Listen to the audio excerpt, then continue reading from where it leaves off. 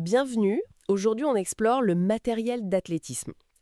Chaussures, pointes, perches, javelots, comment on fait le bon choix en fait, hein, que l'on débute ou qu'on vise la perf. Oui, c'est une vraie question, ça. Et pour ça on s'est basé sur une analyse assez poussée du site Athlé Expliqué. Hmm, une bonne source. L'objectif, c'est de voir un peu comment choisir l'équipement idéal, selon sa discipline, son niveau, ses ambitions, quoi. Tout à fait. Parce que, comme le dit l'article, le bon matériel, ça conditionne la performance, ça évite les blessures, et ça motive aussi, il faut le dire. C'est clair. Si t'es mal équipé, tu prends moins de plaisir. Bon, alors allons-y, pourquoi cet équipement est si déterminant? La source parle de sécurité, bon, ça paraît logique avec les tapis de saut, les cages de lancer, Évidemment. La sécurité d'abord. et puis il y a l'homologation. En compétition, on n'a pas le choix, le matériel doit être conforme. Exact. C'est la règle. Commençons par la course. Route ou piste? La question des chaussures, elle est centrale. Amorti pour la route, les pointes pour la piste ou le cross pour la croche. Oui, l'accroche, c'est primordial. D'ailleurs, l'article raconte qu'un mauvais choix de longueur de pointe sur un cross bien boueux, ça a causé pas mal de glissades. Ah oui, ça, c'est le piège classique.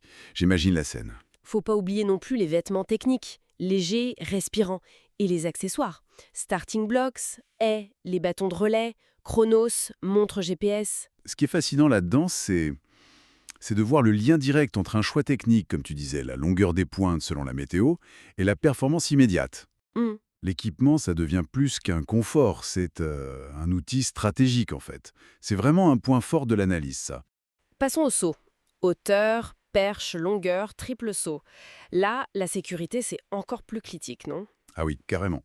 La source insiste. Tapis de réception épais, homologué, des barres légères pour minimiser les risques. C'est la base. Pour la perche, c'est très technique. Le choix dépend du poids, du niveau de l'athlète. L'article donne un exemple de débutant qui progresse spectaculairement juste avec une perche mieux adaptée. Oui, la bonne perche, ça change tout en termes de sensation et de sécurité aussi. Et pour la longueur et le triple saut, on parle de la planche d'appel bien stable et du bac à sable bien entretenu. Et cette homologation, hein, pour les tapis, les barres, ce n'est pas juste de la paperasse. Non, bien sûr. Ça garantit vraiment des standards de sécurité. Indispensables dans des disciplines potentiellement risquées comme la perche. L'analyse dit bien que c'est une base, mais l'adaptation fine à l'athlète, ça reste la clé pour la sécurité réelle. Et pour les lancer alors? Javelot, disque, poids, marteau? Encore autre chose. Chaque engin a ses spécificités. L'équilibre du javelot, la taille, la matière des disques ou des poids. L'article souligne aussi l'importance des cages, des filets de protection. Essentiel ça, les protections. Il y a cette anecdote sympa. Un podium raté parce que le poids choisi, le grip ne convenait pas à l'athlète. Ah, le grip, ça montre bien un point crucial que la source répète. Il faut essayer avant. Testé, oui. Tester plusieurs modèles, c'est fondamental. Ça prouve que la fiche technique, ça suffit pas. Le ressenti, l'adaptation à la technique de chacun, c'est ça qui compte. Sans oublier les autres accessoires, hein.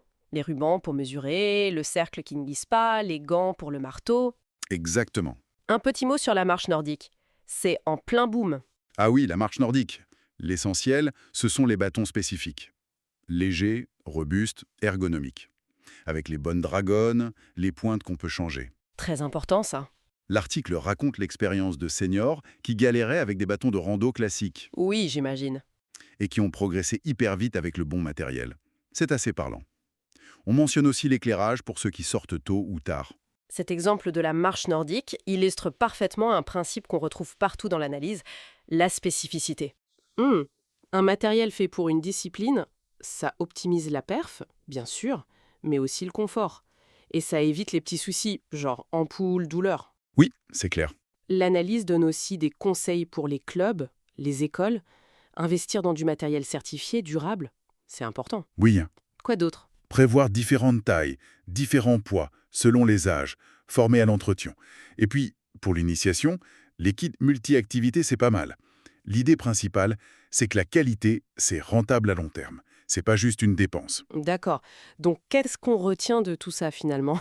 Que choisir son matos d'athlète, c'est loin d'être anodin, quoi. C'est un vrai choix stratégique. Ça joue sur la performance, la sécurité et même le plaisir de pratiquer. Exactement. Chaque discipline a ses exigences. Et puis, ce que l'analyse suggère fortement, c'est de demander conseil Ah ouais, aux coachs, aux vendeurs spécialisés pour éviter les erreurs. tout à fait.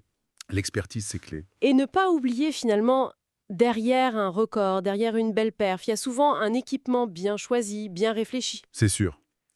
Et ça me fait penser à une dernière chose, peut-être une piste de réflexion. Oui. L'article insiste sur l'importance du bon choix, du conseil.